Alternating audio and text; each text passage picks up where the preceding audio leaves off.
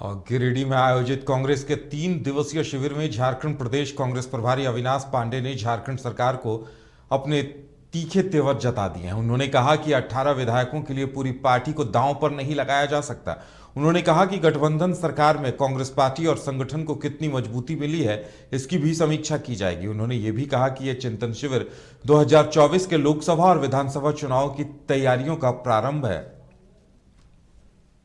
लेगा एक मार्गदर्शन। हम दुनिया का सबसे नौजवान देश हमारा भारत देश, उसमें झारखंड भी अछूता नहीं है। मैं आपसे इसलिए कह रहा हूं एक निवेदन के लिए कि इन 3 दिनों में मुझे आपका सहयोग, आपका योगदान और सबसे बड़ी बात है कि आपका मार्गदर्शन, जो कि आप अलग अलग ग्रुप डिस्कशंस में विषयों पर करेंगे, उससे एक मार्ग हमारे सामने मिलेगा, एक मार्गदर्शन हमको होगा, एक दिशा हमको मिलेगी कि वाकई में झारखंड में हमको किस दिशा में, किस तेजी से और किसको लक्ष्य रखकर सामने चलना है।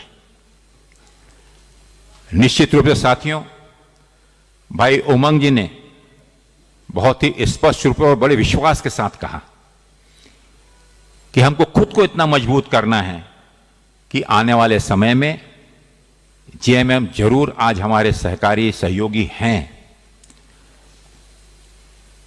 कल भी हम निश्चित रूप से अगर परिस्थिति हुई तो हम सहयोग और समन्वय करेंगे, लेकिन लाचारी से नहीं। और लाचारी से आप मुक्त कब होंगे? जब आप अपने आप को मजबूत करेंगे।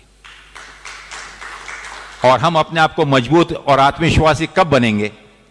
जब हमारा संगठन मजबूत होगा, जब हमारे कार्यकर्ताओं में विश्वास होगा कि विधायक या जिला अध्यक्ष सोचता है, संगठन की विचारधारा से जुड़ा हुआ है और उसके कथनी और करनी में फर्क नहीं है। और ज्यादा जानकारी के लिए हमारे साथ हमारे संवाददाता मदन जुड़े हुए हैं। जी मदन, कांग्रेस प्रभारी ने अपने जो तेवर जताए हैं या जो बातें उन्होंने कही है, वो गठबंधन को लेकर एक बेहतर मैसेज तो नहीं कहा जा सकता? जी बिल्कुल, देखिए जब से अविनाश पांडे झारखंड कांग्रेस के प्रभारी बने हैं, तब से इस तरह के संकेत जो है मिलते रहे हैं। गठबंधन में सब कुछ सही नहीं कहा जा सकता, क्योंकि जिस तरह से आज खुलकर उन्होंने अपने कार्यकर्ताओं के बीच अपनी बात रखी है कि लाचारी के साथ हम समझौता कर रहे हैं, लाचारी के साथ हम गठबंधन कर रहे हैं, लेकिन आने वाले वक्त में हमें इतना मजबूत होना है कि हम लाचारी बस गठबंधन ना करें।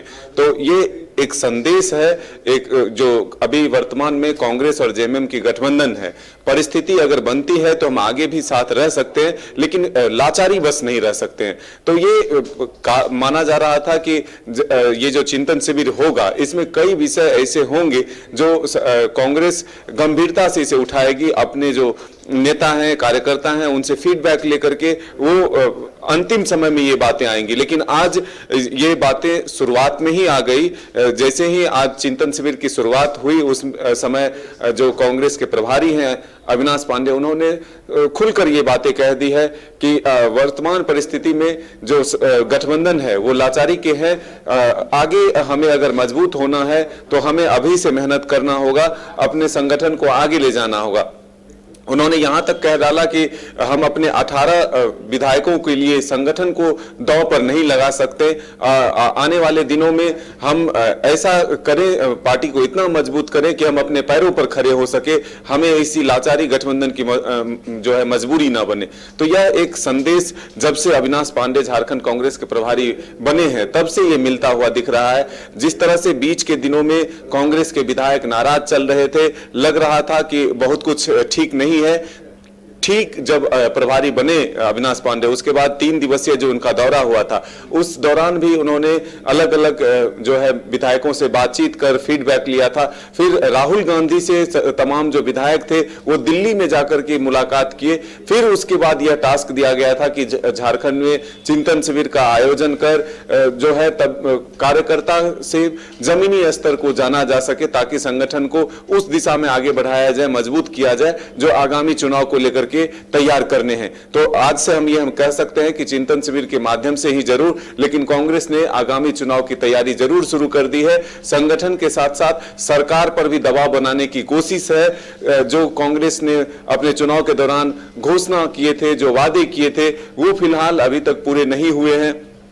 हाल के दिनों में जिस तरह से भाषा विवाद पैदा हुआ है, उसको लेकर के भी कांग्रेस जरूर चिंतित है, क्योंकि कांग्रेस के कई विधायक आवाज उठाते दिख रहे थे जो कि नहीं, भोजपुरी मगही रहना चाहिए। और लेकिन अब आखिरकार सरकार ने जो फैसला ले लिया है, भोजपुरी मगही को 2 जिलों से हटा दिया गया। तो इन तमाम चीजों के नफा नुकसान को कांग्रेस टटोलने में जुटी हुई है।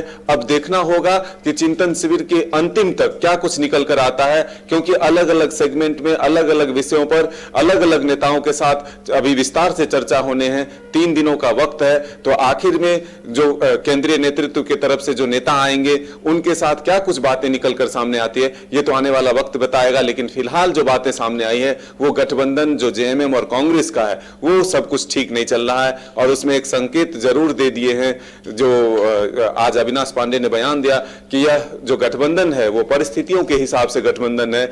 आने वाले दिनों में ऐसी परिस्थिति ना हो कि हमें लाचारी के साथ गठबंधन करना पड़े। चलिए मदन, फिलहाल तमाम